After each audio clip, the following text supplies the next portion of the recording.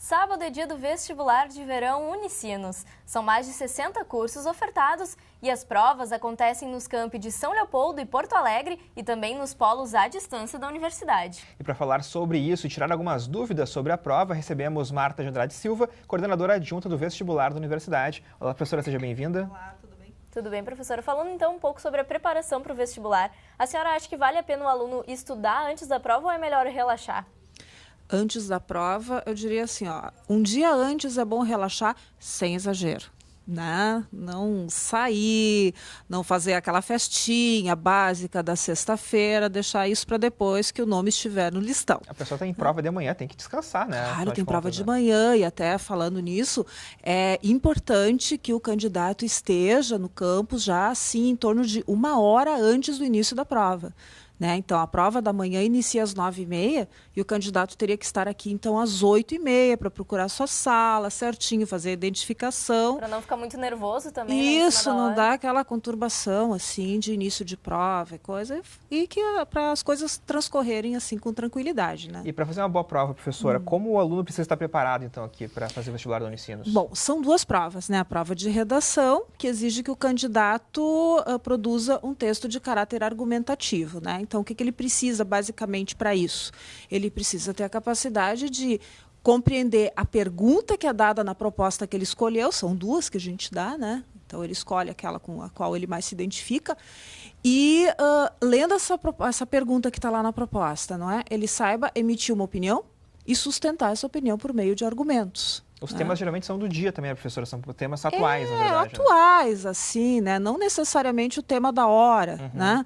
Mas, assim, temas que costumam gerar discussões na sociedade justamente para dar essa possibilidade de emitir opinião. É sempre bom estar informado, então. A informação é importante. Né? Porque muitas vezes não tem uma informação ali na prova, mas o aluno já pode saber. Porque já traz essa informação da vivência dele, isso mesmo. Isso conta muito depois na hora também, né, da avaliação, certamente. Conta bastante. Não essencialmente a opinião, não é? Se a opinião do candidato é divergente da opinião do avaliador, isso aí não conta nada. Mas o modo como ele expressa isso, né? Isso é importante. E o que o candidato deve ter em mãos para fazer o vestibular, professora? Para fazer o vestibular, ele tem que trazer bem o material para escrever, né? Uma caneta azul ou preta, um lápis para fazer rascunho, se ele quiser, borracha, essas coisas, e o seu documento de identidade ou qualquer outro documento oficial com foto.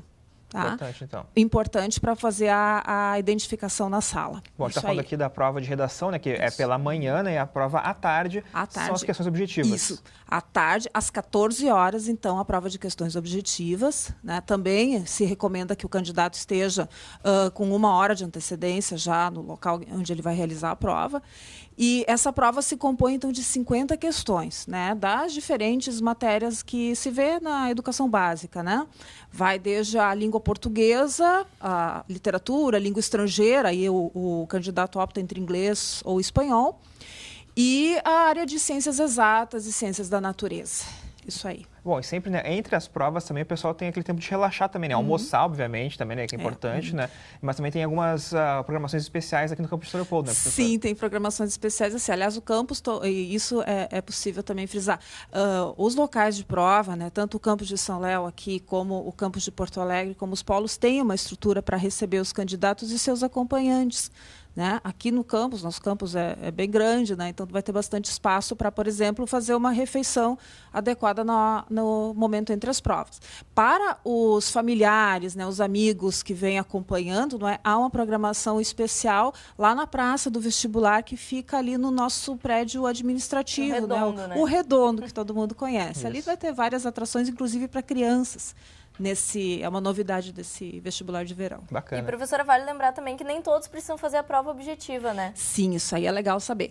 É o seguinte, nós temos diferentes modalidades de inscrição, né? Então, o processo seletivo geral é aquele que é destinado, vamos dizer, ao candidato que saiu do ensino médio, faz as duas provas, redação e questões objetivas.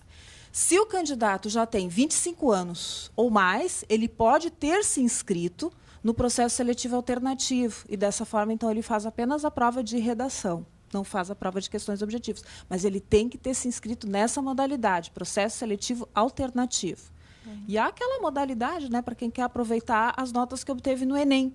né, se prestou o Enem em 2010, 2011, 2012, não é, pode concorrer com essas notas e aí não faz as provas da Unicinos. Maravilha. Então, sábado, todo mundo aqui na Unicinos, vestibulandos, para fazer essa prova. E mais informações sobre então, o vestibular e o dia do vestibular, unicinos.br/vestibular. Isso aí. Muito obrigada, professora. Até a próxima. Agradeço a vocês também. Valeu.